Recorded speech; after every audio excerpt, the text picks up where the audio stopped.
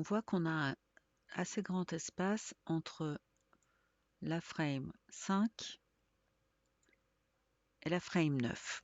Il y a plusieurs moyens d'obtenir des frames entre les deux. C'est ce qu'on appelle l'interpolation. Je vais me placer sur la frame 7 et ici je vais faire Interpolate, Interpolate. Et maintenant, si je clique, il va me positionner une frame à cet endroit-là. Je regarde ce que ça donne. Voilà. Je pourrais faire encore mieux. Je vais supprimer avec Supr cette keyframe, me repositionner sur la frame 7 et cliquer sur Interpolate Sequence, ce qui va me donner cette fois-ci plusieurs frames entre chaque. Ils sont en bleu alors que les autres sont en blanc. Donc là maintenant, si je regarde ce que ça donne, j'ai quelque chose de beaucoup plus fluide. À noter que on peut lui donner différents types d'interpolation. Donc ici, on a différentes façons de faire qui vont donner un mouvement un petit peu différent.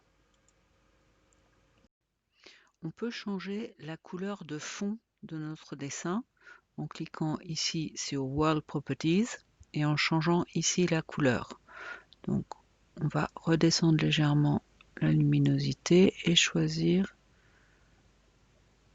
la couleur qui nous plaît, pas trop foncé, de façon à bien voir les traits qui étaient avant. On va maintenant ajouter des couleurs sur notre chat. Donc, on ne va pas rester sur la layer brouillon.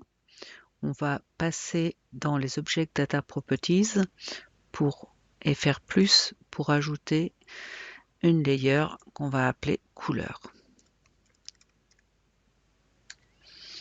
On peut ensuite la passer en dessous de la layer brouillon en utilisant les petites flèches. On va passer en Draw Mode. Alors, on peut choisir ici le Fill Mode et choisir le mode Vertex Color. Donc, il faudra bien qu'on peigne sur chaque frame. Ici, je me positionne à la frame 1, c'est important. Et je vais choisir ici ma couleur. Donc, je vais choisir un bleu. On va faire des tests. Et je vais cliquer dans la tête. Ici, on n'obtient pas le résultat désiré parce qu'on est sur le matériel Square Stroke, qui est uniquement avec les contours. Donc ici, on va prendre un matériel plein et recliquer. Et là, on a bien la couleur. Par contre, le trait est noir. Il faut donc qu'on aille voir notre matériel pour enlever le stroke. Et là, on se retrouve bien avec la tête en bleu sans le contour noir.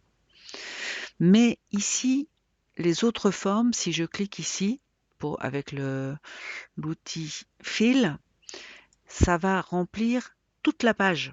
Pourquoi? Parce que je n'ai pas des formes fermées. Donc je vais encore faire CTRL Z de façon à enlever la couleur de la tête. Et à la place, je vais plutôt utiliser l'outil Draw. Ça va être peut-être un petit peu plus long parce que je vais être obligé de faire les traits un par un. Et je vais utiliser non pas la broche pencil, mais le airbrush. Je garde ici avec les couleurs vertex, je vais choisir ma couleur. On va faire également des essais. Et ensuite, je vais pouvoir dessiner. Donc on voit que la couleur n'est pas bonne. Je fais CTRL Z et je vais prendre une couleur un petit peu plus petite. Je peux aussi diminuer le radius, donc le diamètre de mon aérographe, de façon à avoir un résultat plus joli.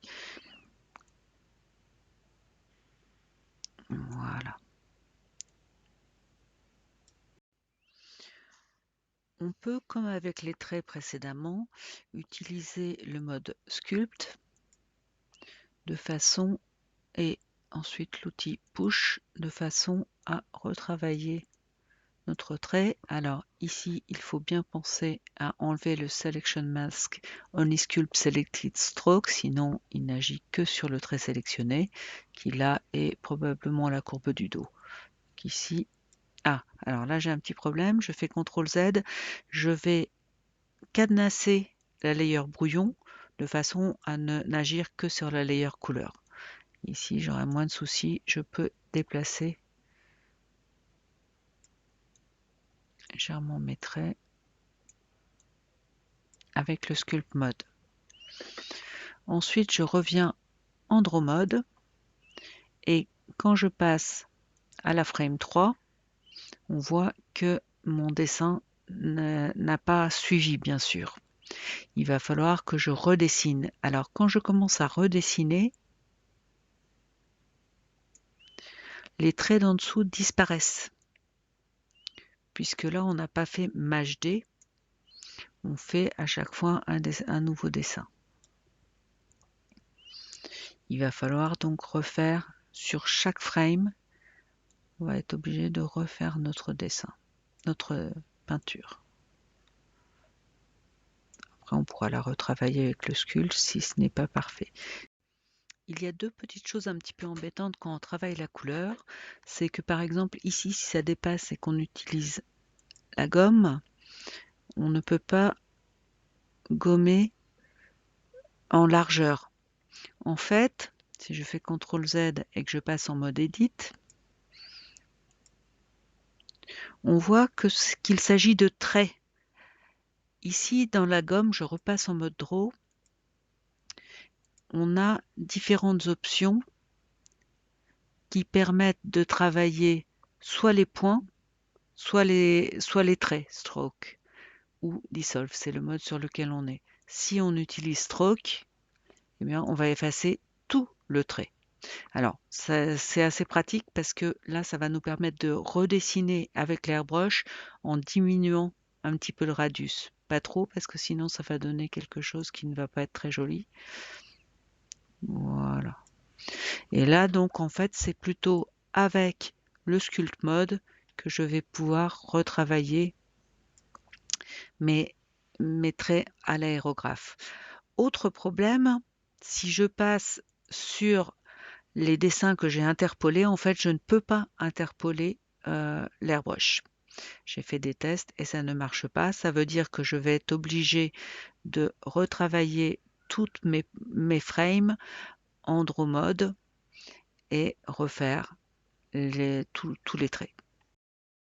Donc là, j'ai travaillé sur toutes les frames et maintenant, je vais utiliser l'outil Tint en choisissant ici la couleur. Donc là, je vais voir si j'utilise une couleur un peu plus verte de façon à changer la teinte à certains endroits. Alors évidemment, il faudra que je le fasse aussi sur toutes les frames. Finalement, on trouve que c'est pas très joli comme ça. Je préférerais quand même qu'il y ait une couleur de fond. Pour ça, il va falloir que je ferme mes formes. Je vais donc utiliser la ligne Fills que je n'ai pas encore utilisée, choisir dans Draw le crayon, choisir un nouveau matériel en cliquant sur plus ici, en faisant New. Et ici, je vais carrément choisir du rouge. Ça n'a pas besoin d'être une couleur qui sera dans mon dessin puisque je la masquerai plus tard.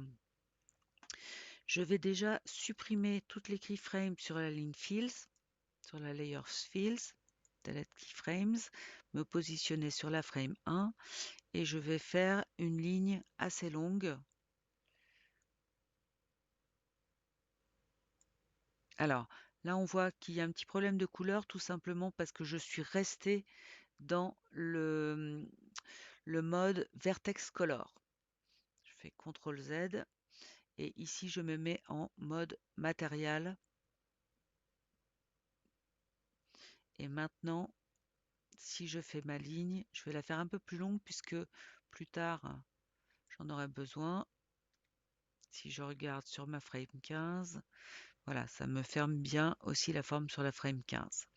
Je vais maintenant créer une nouvelle layers en me positionnant ici. Je clique sur plus et je vais l'appeler correction.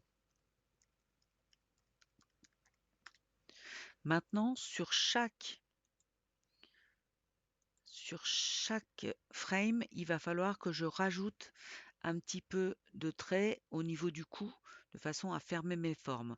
Pour mieux voir ce dont il s'agit, je vais masquer le calque couleur en cliquant sur le petit œil. Et je vais également ici enlever les keyframes before et les keyframes after. Voilà, comme ça j'ai quelque chose de propre qui me permet de faire mes corrections. Ici, je vais prendre l'outil crayon et là, il va falloir dessiner avec le plus de précision possible pour fermer les petits trous. Donc là, il faut que je fasse ça sur chaque frame. Maintenant, je vais agrandir un petit peu cette zone en cliquant glissant. Ici, je vais appuyer sur l'œil de cette ligne-là dont on n'a plus besoin.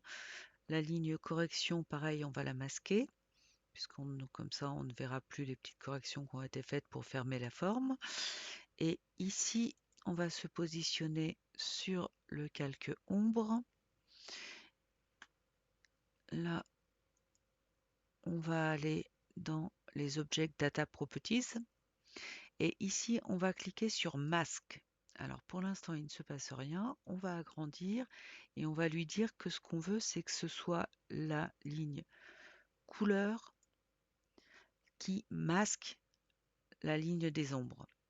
Voilà, donc si on se positionne sur les différents frames, on voit que notre ombre ne dépasse plus de la forme. Donc on a quelque chose qui est déjà beaucoup plus sympa qu'au début. Je vais pouvoir faire quelques améliorations. Donc là, pour l'instant, je suis sur le calque ombre. Je vais me repositionner sur le calque couleur. Je passe en mode draw. Là, ici, attention, en passant en mode draw, je n'ai plus la couleur que j'avais quand j'avais l'outil fill. Donc, il va falloir que je récupère cette couleur bleue. Et ensuite, je vais pouvoir cliquer, rester appuyé et ensuite revenir pour fermer ma forme. Ici, je vais faire la même chose devant. Je peux donc changer un petit peu mes formes pour faire quelque chose d'un petit peu plus naturel. Alors attention, là je suis sur la frame 5, je n'ai pas du tout fait attention sur quel frame j'étais. Ça veut dire que sur la frame 1, bien sûr, il va falloir que je recommence ce travail.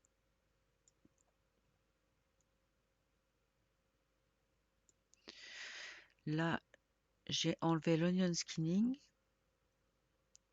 d'une part, et il faut penser aussi que j'avais enlevé keyframes before et keyframes after. Donc là, si je fais 1, 1, je vais pouvoir visualiser mes différentes keyframes pour être sûr d'avoir quelque chose qui se ressemble.